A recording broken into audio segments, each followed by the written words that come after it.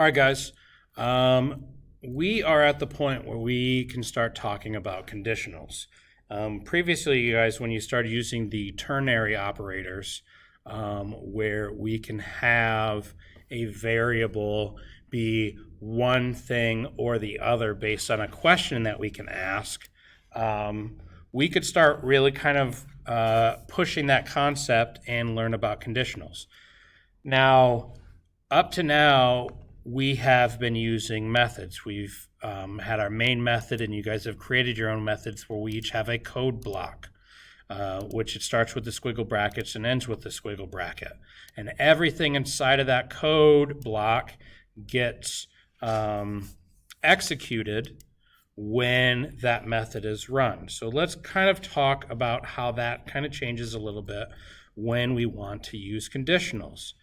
A conditional is where we can run a piece of code or run an alternate piece of code or not run a piece of code if a question is true or false. So usually it's written like this. So if I say something like, let me just write this out as a question. If we can ask something like, if it is raining, then wear a raincoat, okay?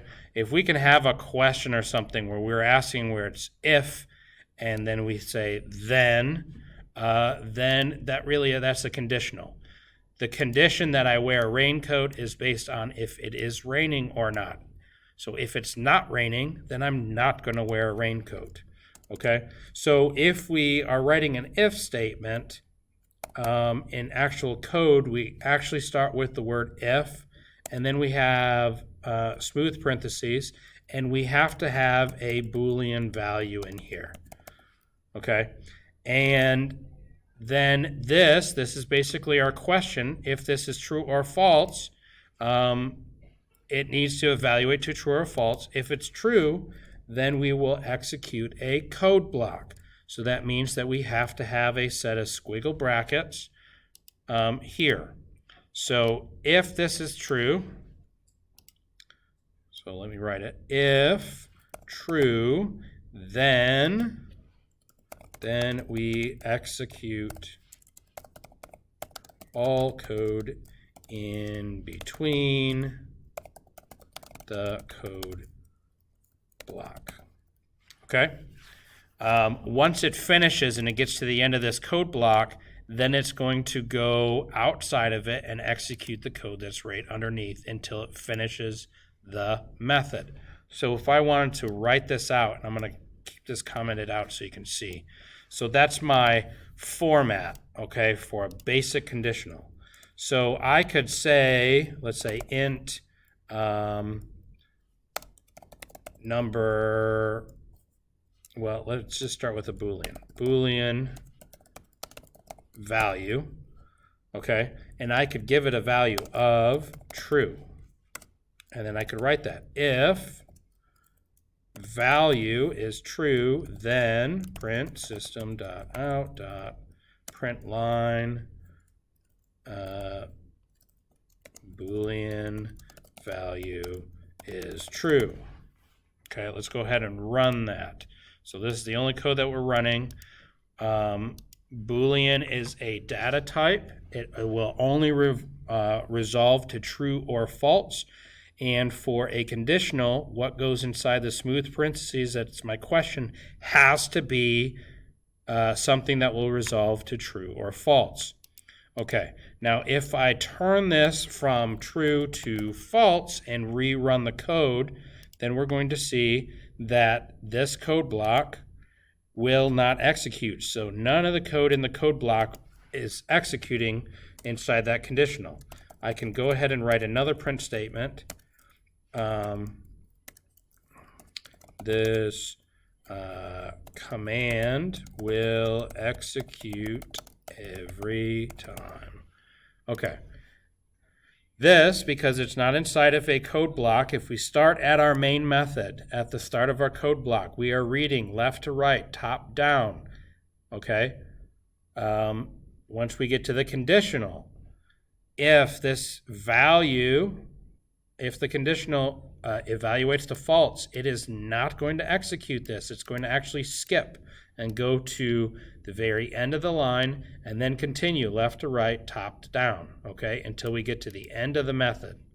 All right, so now if I run this again, just so you guys can see, if we run it again, we'll see that the conditional code did not run, but this, that's still inside of our method block and not inside of our conditional, did still runs, okay? Now if we change this to true and run it again, we can see that now the conditional will happen and we will still have this run, okay? So conditionals allow us to branch code, okay? As long as something evaluates to a Boolean value, then we can use it as part of our conditionals. So if I say int number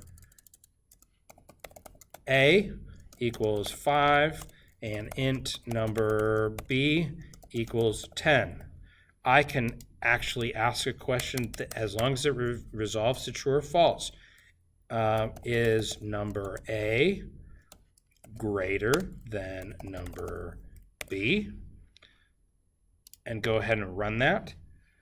Number A we know is 5, number B we know is 10, so this is a false statement, okay? I could say greater than or equal to, I could say, how about not equal? Is number A not equal to number B? So is 5 not equal to 10? Okay, that is a true statement. So then the code inside here will execute. Okay, that's all I'm going to give for this conditional statement video. There will be another one where we can kind of go a little bit more in depth on how we could use this for building a bigger conditional statement or an if-then ladder, and how we could use methods to incorporate into it. Okay, the biggest thing to remember when doing if statements is that you have to write an if, you have to have smooth set of parentheses inside of the smooth set of parentheses. It has to be an equation that evaluates to true or false.